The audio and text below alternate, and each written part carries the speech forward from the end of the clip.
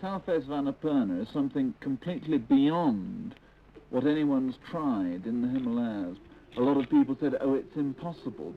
But I wouldn't have wanted to go and just climb another mountain, even a hard mountain, which was just repeating an experience. Chris Bonington, leader of the Annapurna expedition. For Bonington, climbing a great mountain was no longer enough. He wanted to climb Annapurna by the most difficult route, the south face.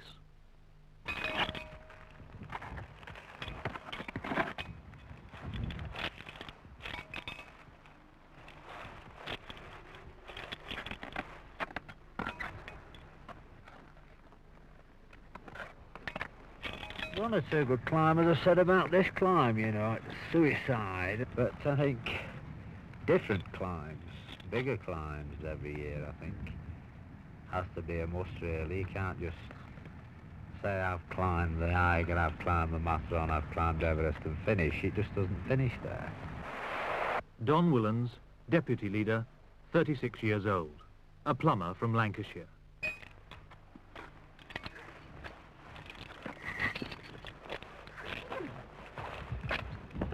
If climbing was completely safe, you know, I mean, if they found some way of stopping avalanches, or if you fell off backwards, you know, your wings sprouted out and you just flew back to your original position, then it wouldn't have the same attraction that it had before. But it's, I should imagine, for a car racer or a steeple jockey, he's taking calculated risks, which he knows that he can control. It's just the occasional time that something happens and there's an uncalculated risk, and this is the thing that generally kills people. Nick Burke, 28 years old, another northerner, a student at a film school.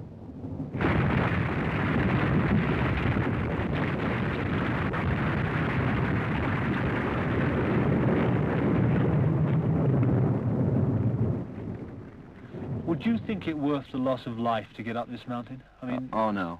No, I don't think any of us on this expedition would. I think if there was a casualty at all, you know, it would be a question of withdrawing altogether. Ian Clough, 30, climbing instructor. His wife is also a climber. Ian Clough, reckoned the safest of mountaineers by his fellow climbers.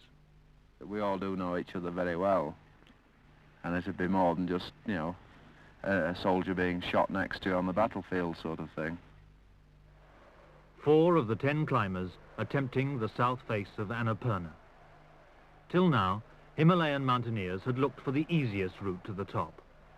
Bonington and his team deliberately chose the hardest way up.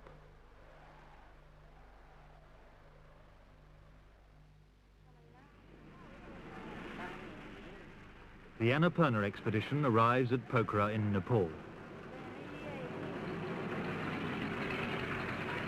This was the strongest climbing team ever to leave England. 9 Britons and 1 American, all of them experienced on dangerous mountains throughout the world. None more so than the Scot, Dougal Haston, the first man up the perilous direct route on the Eiger. Are you professional? No, amateur. No amateurs could have attempted the south face of Annapurna, rising 70 miles away from the airport to a height of over 26,000 feet.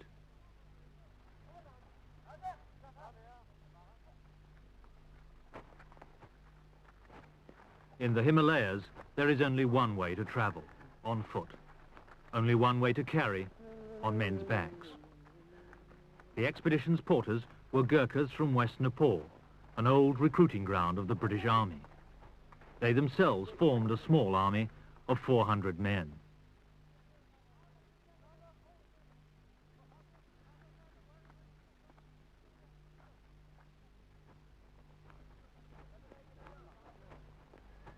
It was the first time any of these porters had been this high in the Himalayas.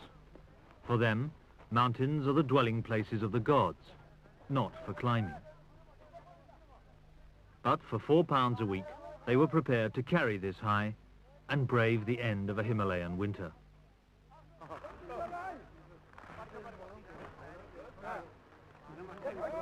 At the end of the 8-day march, the porters returned to their villages. The climbers and Sherpas set up base camp and sent the first men up the mountain. For the first time, they could see Annapurna's south face plain, 2 miles high, dominating base camp at 14,000 feet. The south face was a wall of rock and ice of massive height. The world's highest building, New York's Empire State, is 1,250 feet high. It looks small enough against the north face of the Eiger, the most dangerous climb in Europe. But the Eiger is swallowed up by the south face of Annapurna, and here the climbing would be just as hard, but its greater height would make every move more difficult. From base camp, the expedition planned to pick its way through 2 ice falls up to the first great obstacle on the face, the ice ridge. Higher still, they would have to tackle at altitude the rock band, 1/2 mile of vertical rock that barred the way to the summit. Side view, the mountain looks even more formidable. No one even knew whether a mountain face so steep could be climbed at such a height. But before the great obstacles could be tackled, the first 3 camps had to be established lower down, and 5 tons of food and equipment carried up to 20,000 feet. When Camp 3 was stocked up, the real climbing would begin.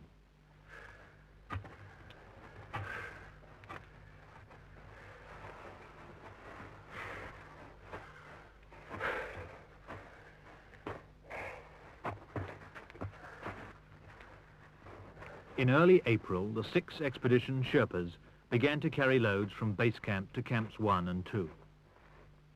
There is no quick way up a Himalayan mountain. Day after day, load after load, camp after camp, the supplies have to be slowly forced up.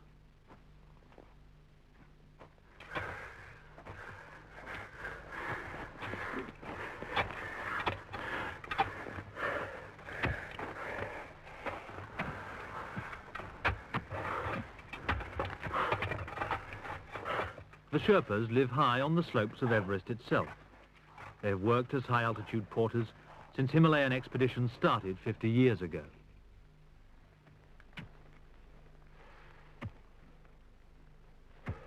Every day there was movement on the mountain. While the climbers out in front were finding the route and fixing the rope, the load carriers followed.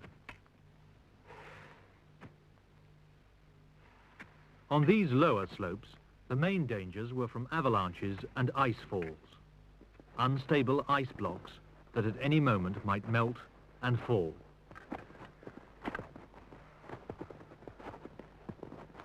No one liked the journey under these ice cliffs below Camp 2.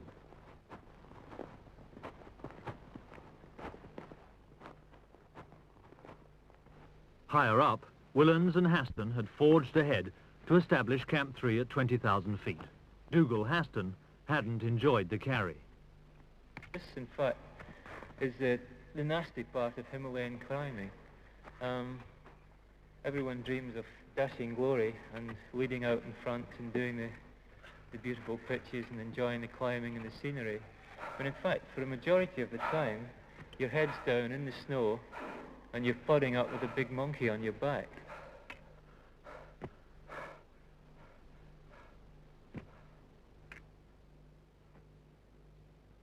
The carry to Camp 3 at 20,000 feet took its toll as the climbers struggled to acclimatise to the thin air. Mike Thompson found it hard going. Most of the way it's up a very steep, well, up a fairly steep gully, up snow, so that it's, I don't know, about 40 degrees. And you just walk in the steps of the, if you're lucky, you're walking in the steps of the man in front. If you're unlucky, you are the man in front, making the steps. And there's nowhere very much you can get a rest. You just sort of lean forward on your ice axe and sort of wheeze for half a minute or so, and then plod on for a few more steps.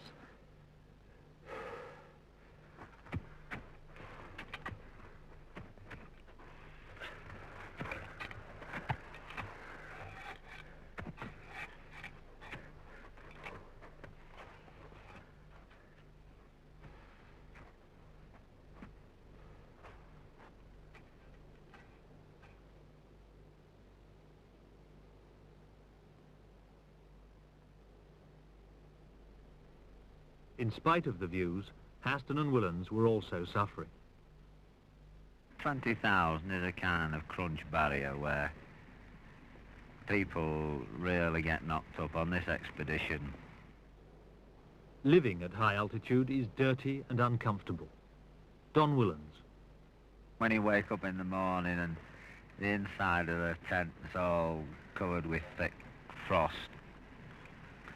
and then the sun strikes it. Well, you're waiting for the sun, but there's always a hitch somewhere. It melts all the ice, of course, and it drips all over you.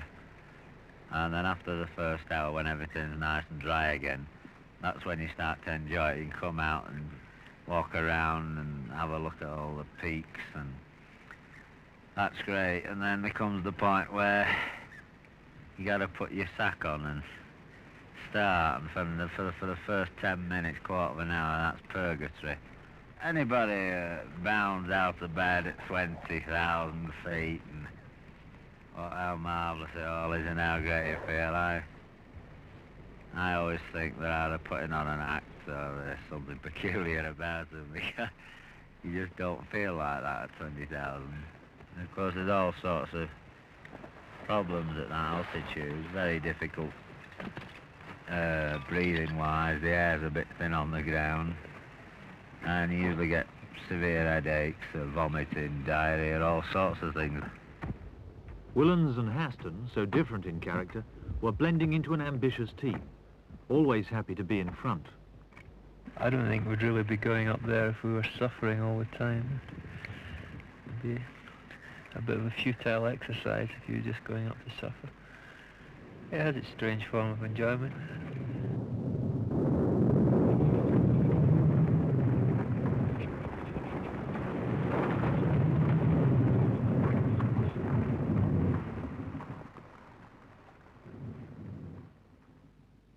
Above Camp 3, it was difficult to find a route free from danger.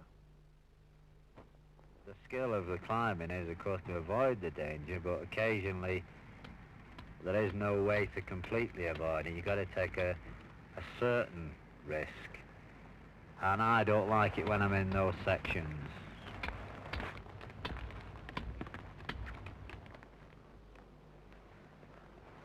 To be absolutely perfect, you shouldn't be in a dangerous situation if you've really got your job nailed down, but I'm prepared to take a certain amount of risk. But I don't like danger at all.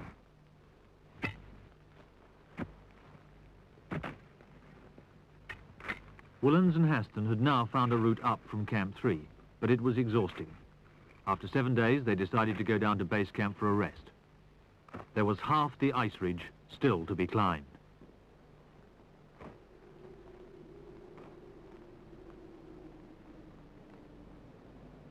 From Camp 3, the route established by Willans and Haston had to run along the top of the ice ridge. The ice ridge was 1,000 feet high, a series of towers whipped by the wind into a knife edge. The way was along the knife edge and over each tower. It would have been easier to climb round the sides, but dangerous. From the ice cliffs above, avalanches regularly swept down both sides of the ridge.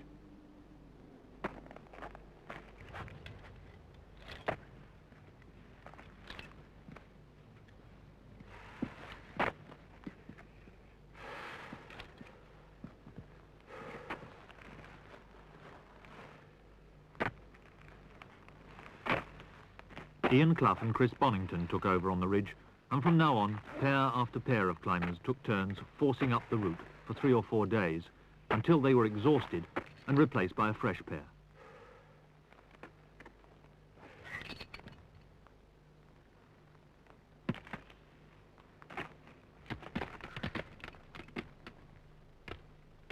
From here on, all climbing was on fixed ropes, using a jumar, a metal clamp that slides up the rope but locks when you pull down on it.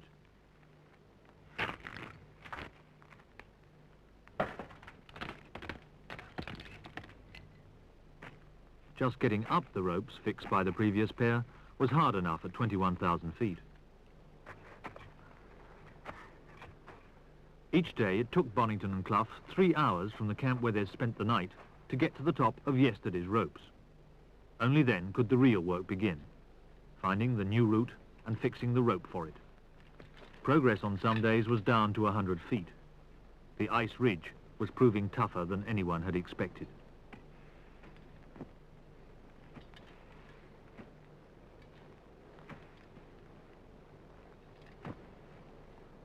Resting down at base camp, Dougal Haston followed the climb with Willans.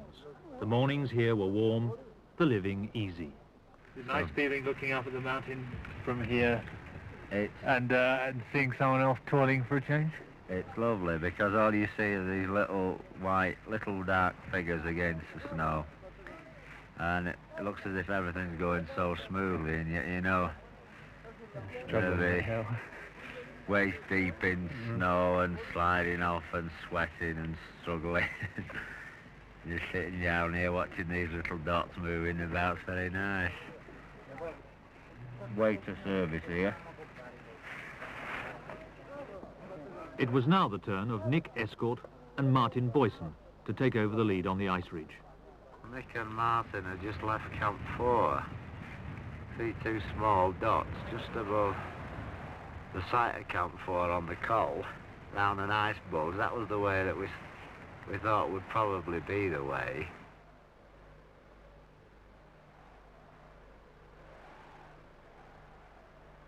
Boyson, with Escort, now faced at 22,000 feet, the hardest climbing ever attempted in the Himalayas.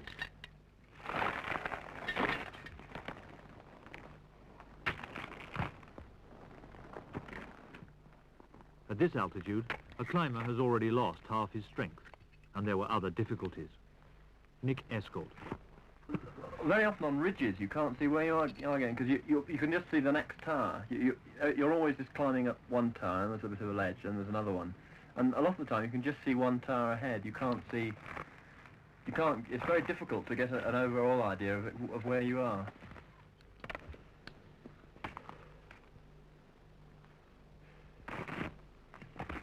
Well, it's very frustrating on the ridge because, you know, as I say, you go around corners and you can't see ahead, and you think it might be easy around the corner. You get your head around the corner, and there's another great mushroom waiting for you. And you know, it could go on for miles like this, it seems, at the time.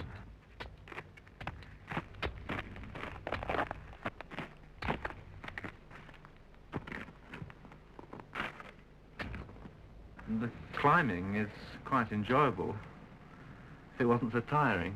Yeah. And if it wasn't so frustrating that you know, you're wanting to make as much progress as possible to push right up the mountain, but in fact you're just making 100 foot a day or so, you know, which just seems absolutely pathetic. The ridge was yielding, however slowly, but it was now the end of April, and there was only 1 month of good weather left before the Himalayan monsoon made all climbing impossible.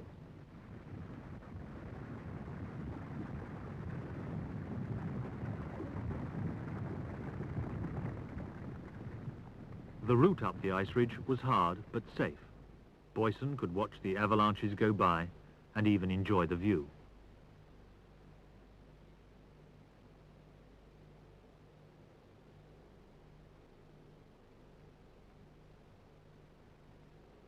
The beauty of the mountains partly provided an answer to that old question, why do you climb? Why I climb? I enjoy being in the mountains. I think there's possibly, I think Dougal and I have two different reasons for climbing, you know, almost entirely. Some people could do a climb for a kind of sort of emotional experience, just a very personal thing. And I do it very much as a practical thing. I get a certain satisfaction from doing a job well, same as a tradesman would. Dougal doesn't have a trade or anything like this. He's more intellectual, books and maybe a kind of feeling they get. But to me, I approach my climb, or this climb, just the same way that a blacksmith would approach a job or anything like that. Okay, I do stop now. I admire the views and I relax in the atmosphere and everything else. I appreciate the scenery, but I know that this scenery is very dangerous. And first and foremost, my approach to the mountain is a practical one. Whereas I think the dude is a wee bit more romantic. I'd be perhaps taking more fuss about things where he just put the sack on and just waft off and take whatever came, whereas I would more of an engineering type. It's wrong to say I'm romantic about climbing. That's totally wrong. I mean, I'm analytic about climbing. I'm not romantic about it. Climbing is a total life form almost. It's not just a trade. It's also there's an intellectual side of climbing. There's a practical side of climbing. It's almost a whole, as I say, a whole life form. What about at this stage of the expedition? Is there, do you feel there's sort of jockeying for position as to who will be the people for the summit bid? No, from what we've seen, the mountain's beginning to show its teeth now. It's getting really quite tough. If there's any jockeying, it's for a bed in the base camp for a rest. Do you think that mountains have got the edge over climbers, or that with all this modern equipment and modern gear, you've got the edge over the mountains nowadays? It's surprising how easily all this equipment does mean absolutely nothing. I mean, we can only climb under certain conditions at certain hours of the day where the mountain's amenable to it. It's warm enough, but as soon as the sun goes down and the wind comes up, even a slight breeze, the temperature drops so fast, and you can feel your nose or your face going, frostbitten very quickly. As soon as a small breeze, like a thing like a breeze, or the sun drops down, bang, you're straight back into your tent, into your sleeping bag, and you don't come out there until the sun comes out. So really, it does have the edge. You very much have to abide by the rules of nature. Whillans faced 4 days climbing just to get back to the front again, since there were now 4 camps strung out over 2.5 miles of the south face. Camp 4 at 21,000 feet was now the highest camp, and from here, Escort and Boyson had carried the route up until the ice ridge tapered off into ice too flaky to climb. The only solution was to move off the ice ridge, and across, and then around the end of the ridge. After that, the way was open to move up and start gaining height again.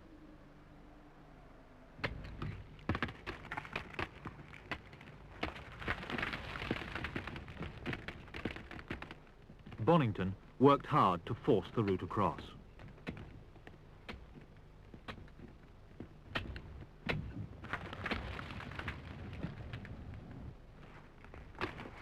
The climbers called this section the Terrible Traverse.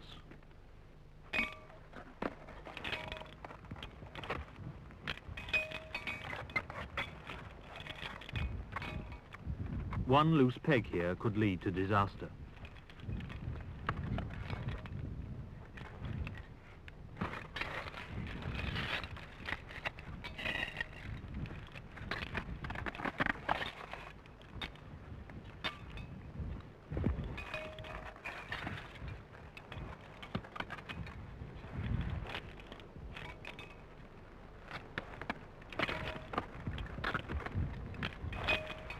For 3 weeks, the climbers had seen nothing but the ice ridge in front of them. Now they could see round the corner. The traverse was crossed. The ice ridge was climbed. But its 1,000 feet had taken nearly a month. It was May the 3rd, which meant about 3 weeks climbing left, with 5,000 feet still to go.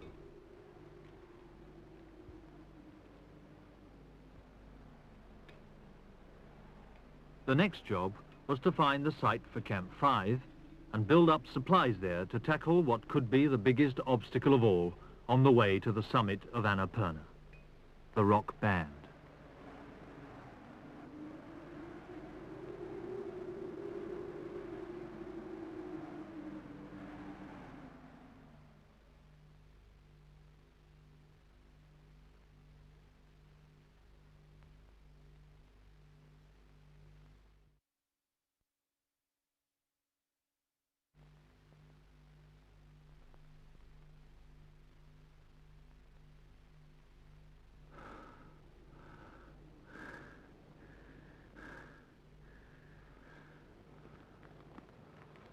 The Annapurna expedition had now been on the face for 6 weeks, and even the Sherpa porters were finding it wearing. On other mountains, the Sherpas had carried right up to the summit, but on the south face, they could go no higher than 21,000 feet, because the climbing ahead was too difficult.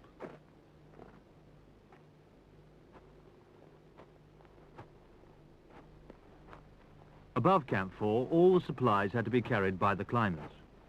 Dave Lambert, the expedition doctor, had come up to help. He had had trouble acclimatizing at high altitude, but every expedition member was now needed high up to keep the lead climbers supplied with food and equipment. Tom Frost from California did some punishing load carrying from Camp 4 across the Traverse.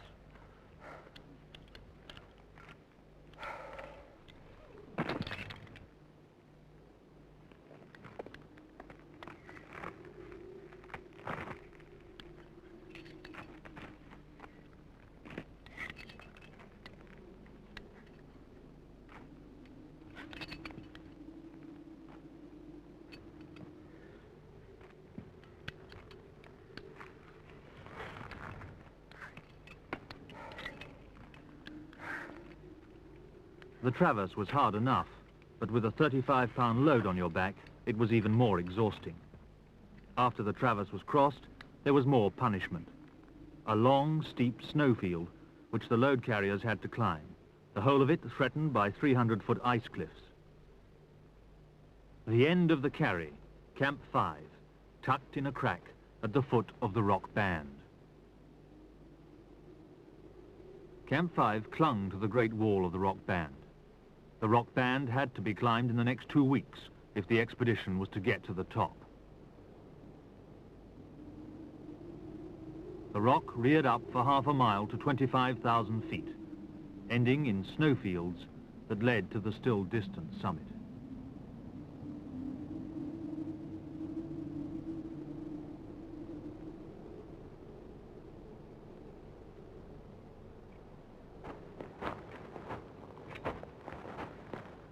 The carry from Camp 4 to Camp 5 was proving too much for climbers who had been working on the face for 6 weeks now. Mike Thompson had to come down to base camp. What's the matter with the leg, Mike? I just can't get them to work very. They don't seem to function very well. Good afternoon. What are they? Are they stiff, or are you just no control? Just completely knackered. I didn't think I'd make it here, actually. Where have you come down from? From 4. What have you been on, the 4 to 5 carry? Well, I was on it for a day, yeah. And he died. What is the actual carry from 4 to 5 like? Now it's going to be split, but if you do the complete carry, it's absolute killer. Set off at 8 in the morning and not back till 5 at night. How did it affect you? I didn't get there. We got to the Seracs, which are about 300 feet short of Camp 5. And I thought to myself, I'm going so slowly, I'm not going to get there, I'll leave my load here. So just decided not to go any further, to turn around. I just tied a loop in the rope and hooked my rucksack onto it. And I just leant onto the rucksack to have a bit of a rest. And then I felt fantastically sick and faint. And I started sort of shivering, and then I just passed out. And Mick was coming up behind me. He got up. I thought I was. I've never felt suddenly so ill. And Well, you thought you were dying, did you? I thought, well, this is it. I thought, what a stupid place. Right now, just before I went out, I thought, I had a few sort of thoughts pass through, but I really genuinely thought I was on the way out, and Mick did as well. When I came round, he was just pinching my Mick's nuts out of my rucksack. He took his rucksack off and fastened himself onto the rope, and so I caught up with him then, and he was moaning and groaning, saying, I've got to sit down and things like this. And then he passed into a state of sort of unconsciousness, more or less. The thing was, there was very little I could do. I said, are you okay? And he very obviously wasn't okay. It was really funny because I wasn't very sensible about it. There wasn't anything I could do about it. I just thought he was going to die on me, and I thought he'd just completely overdone it at altitude. And he had some nuts, which he'd offered me when I first got there. Well, these are the one of these peanuts. And it wasn't a case of thinking of getting the nuts off him before he seized up. It was just that I really felt like doing something whilst I waited for him to die. And I asked him had he got his nuts, and he said it seemed to sort of bring him to a little bit. And anyway, after it was about 10 minutes, a quarter of an hour or so, and I was just sort of stood there, smoking, waiting for him to pass on. No, I've never felt so exhausted. You think you know, you put a foot somewhere, and it goes somewhere else altogether. It's just completely exhausted.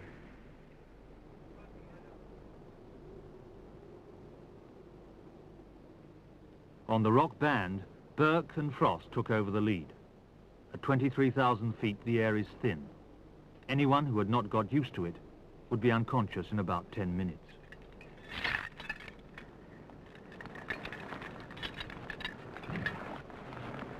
It was the first time Burke and Frost had been sent up front by their leader Bonington. They complained that he had been favouring Haston and Woollands too much and using them only to carry. Burke soon hit problems. On the rock band, the very last pitch which we did, there was some difficult climbing for the rock band, and I realised I'd run about 40 foot of rope out without a peat on, which meant I was going to take a longish fall if I fell off, and I got somewhere quite difficult, so I started putting pegs in, because I suddenly realised that if I fell off I might break my leg, and up there at 24,000 that's going to be hard. But even whilst I was climbing, I was working out an evacuation route. You take into consideration the fact that you might get hurt, but you're already one step ahead, in that if you do get hurt, you've got a rough idea as to what you're going to do, you know, immediately, even sort of whilst you're falling.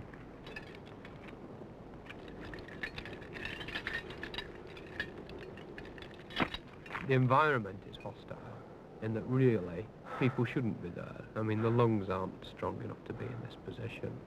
The minds aren't strong enough. But you are there, so you can't get round this fight. Burke's partner, Tom Frost, is a Mormon. He never drinks tea or coffee. He climbs on lemonade.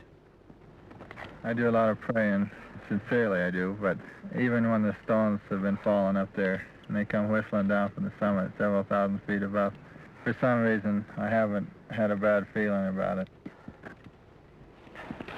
There's a lot of suffering, obviously, in a big mountain. That's what I don't like about big mountains, is the relatively high percentage of suffering. But you have your rewards.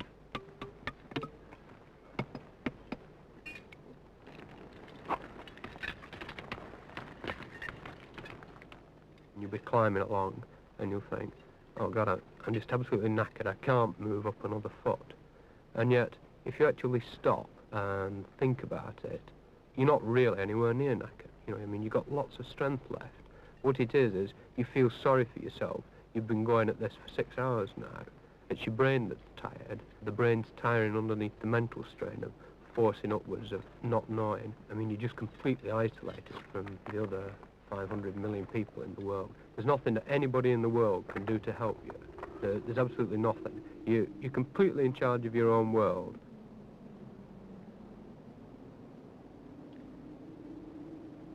Progress was good.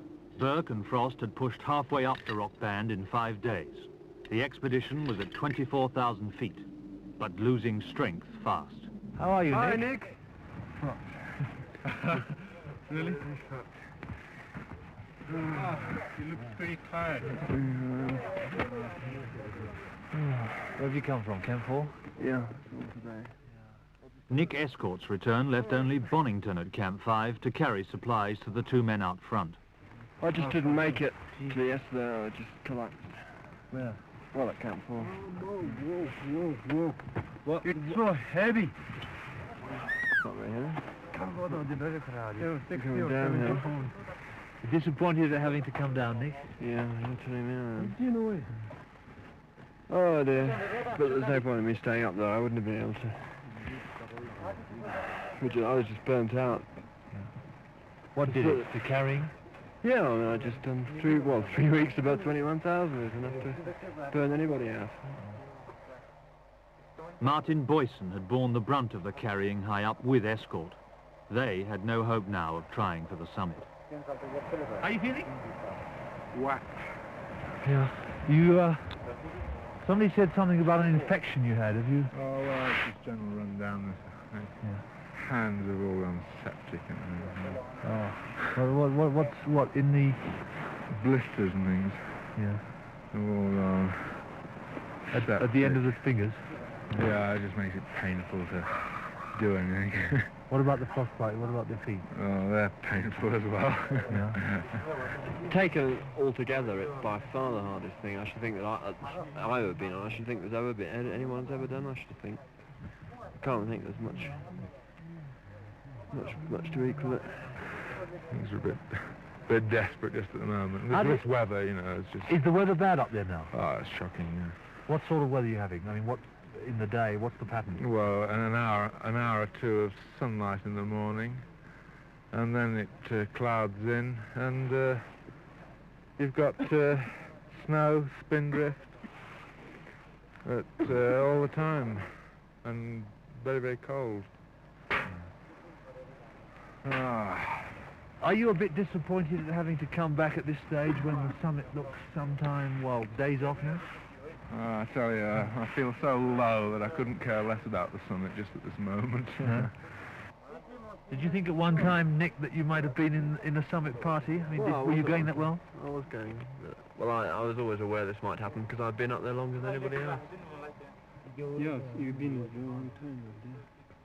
Do you wish you'd have come down for a rest, or is it just one of those things that happen? I mean, yeah, I do. Yeah. But at the same time, it's what expedition's all about. You know, as long as somebody gets to the top, that's the main thing. Can you honestly say that But there's a bit of jealousy, yeah. Is there? You'd like to have been there. Yeah. And it's that much less for you that you haven't been to the top. It's like, you know, a game of football, you know. It's important that somebody on your side scores the goal, but it's bloody nice if it's you.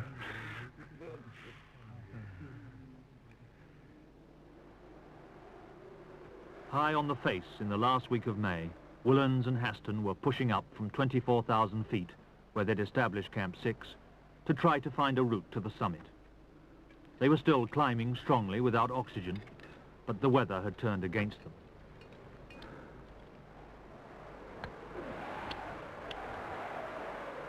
The monsoon, due in June, looked as if it had arrived early. Unless the weather cleared, no one would get to the summit.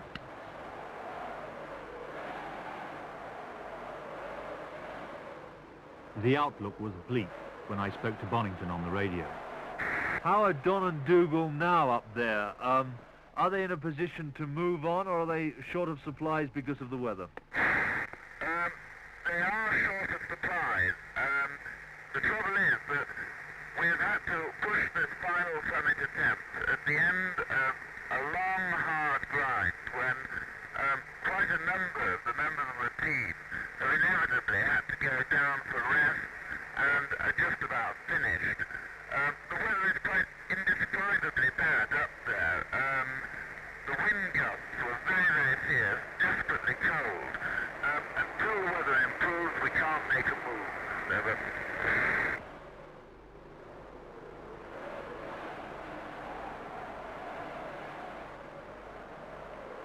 The weather stayed bad, but Woollands and Haston decided to wait no longer. They went for the summit. For 7.5 hours they kept climbing. On the last ridge, Woollands fixed a rope to get them down quickly if they got into trouble. The temperature was 31 degrees below zero. At 2:30 p.m. on the 27th of May, Don Willans stood at last on the summit of Annapurna. The south face route was complete.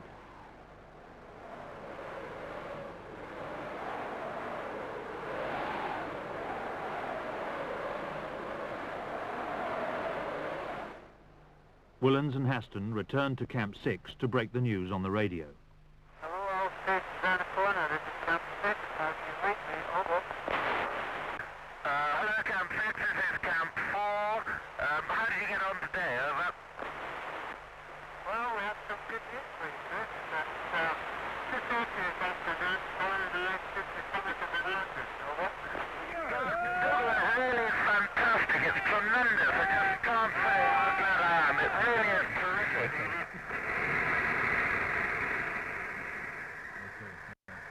The next day, Willans and Haston would be coming down.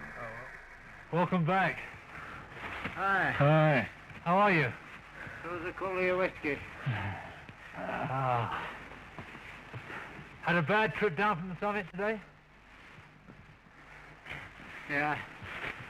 It's a long way from 6. Yeah. It took Willans and Haston 2 months to get to the top of Annapurna. It took only 1 day to get down. The weather was worsening. Perhaps they had made the summit just in time. You haven't seen one of those for 2 months, have you? No. Well done. Welcome back. Oh. There you are. Ah, beautiful. Here. I'll turn the right off now. Well, you're going to have a rest, huh? The days leading up to the summit, you were literally living on porridge, were you? Well, I had 2 days on cigars and snow water. And then he came back with a few odds and ends. Slabs of toffee and stuff. And then he had some porridge.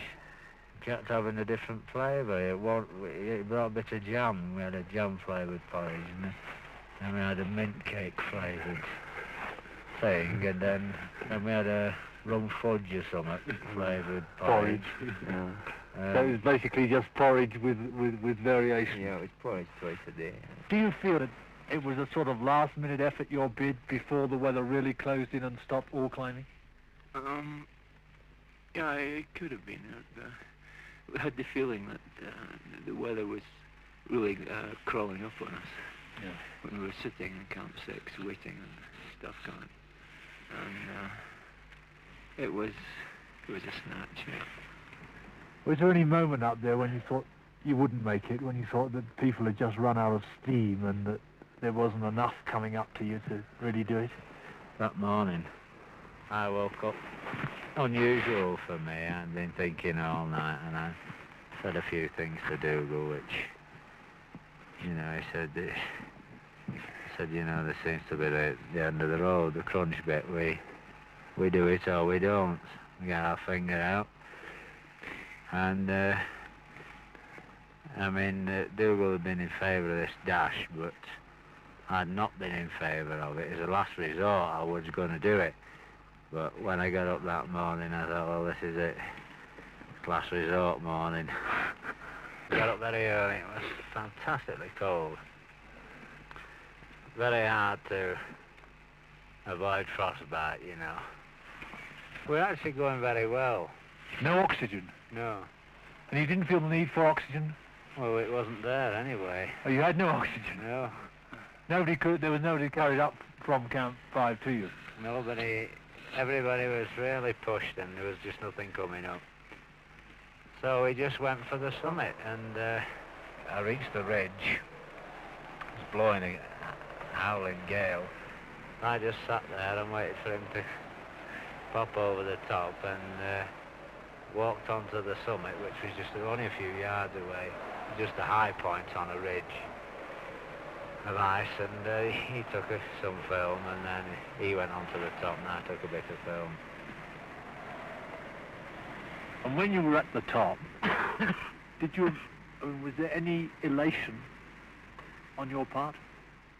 There was very little elation because, as I explained before about climbing, you've got to get down, and we still, because of being beaten back a few days beforehand, really bad weather. I think that was in the back of both of our minds. And I think the first moment of real elation was when we sat back in the tent at Camp 6. Yeah, he was quite chuffed with himself then. What did he say then? Or what did he do? That He said, I feel slightly high. 2 days later, May the 30th, 5 climbers had been left on the mountain to bring down equipment. Now they were expected back at base camp. There was 1 chicken left for the victory dinner.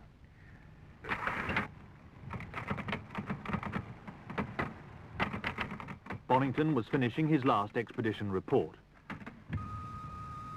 The base camp manager, Kelvin Kent, was sending the news to the outside world.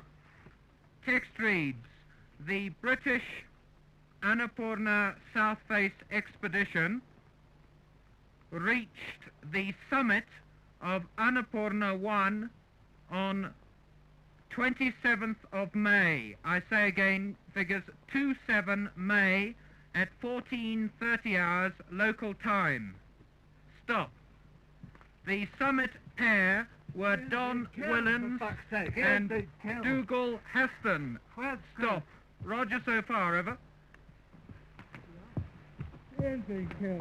They left Camp 6.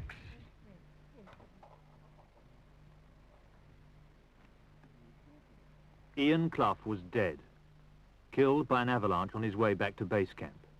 Mike Thompson brought the news. Later, he described what happened. We'd just turned down the slope away from the ice cliff when it was this huge block of ice that suddenly fell. And suddenly there was a tremendous roar as it started to fall. And I suppose we only had about 2 or 3 seconds to do anything at all.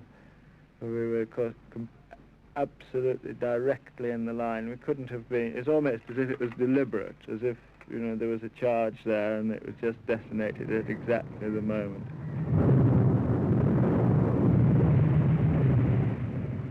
Thompson flung himself against a cliff. When it was over, he was still alive. The scene had completely changed. There was just a huge tumbled mass of blocks of ice, the size of cars, just all piled up. And I shouted, Ian, and I went down in among the blocks of ice and shouting all the time in case there was any chance. And I got about 50, 60 feet down the slope and found Ian's body just sticking out from beneath one of these huge blocks of ice. And then more or less ran all the way back into base camp. The summit pair were Don Willens and Dougal Heston. Stop. Roger so far, over. Somehow one felt they had to get the news of the tragedy down as soon as possible. And there was also just the feeling that one, you know, the need to be doing something.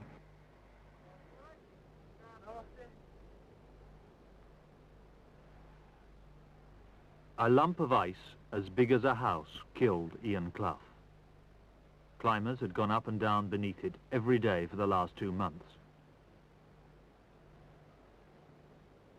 They carried the body down for burial at base camp next day.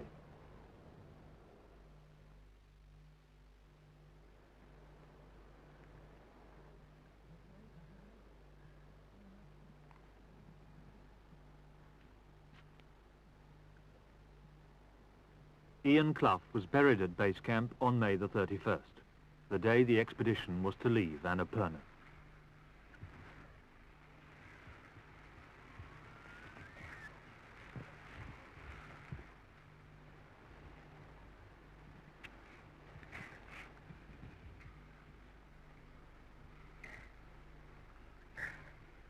The Sherpas suggested the site for the grave, at the bottom of the rock where Clough had given them climbing lessons.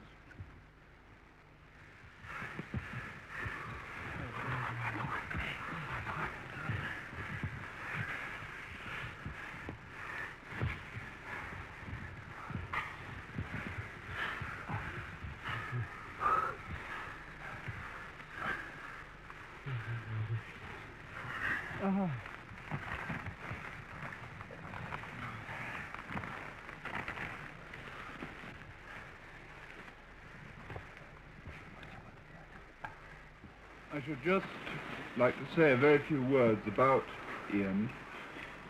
He was a fine mountaineer and a very, very safe one.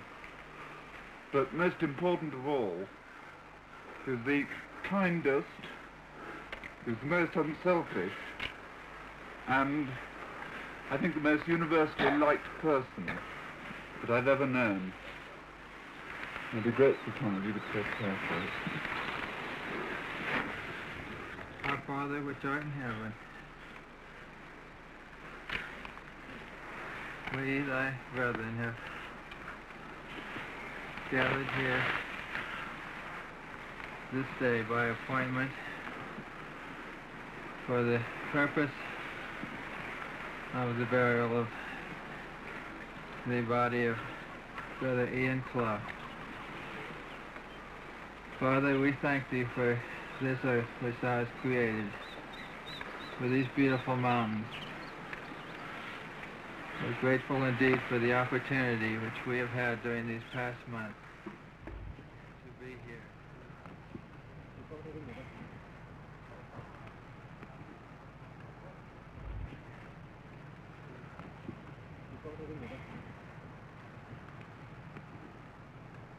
That Clough had died after the south face had been climbed made it even more bitter to accept.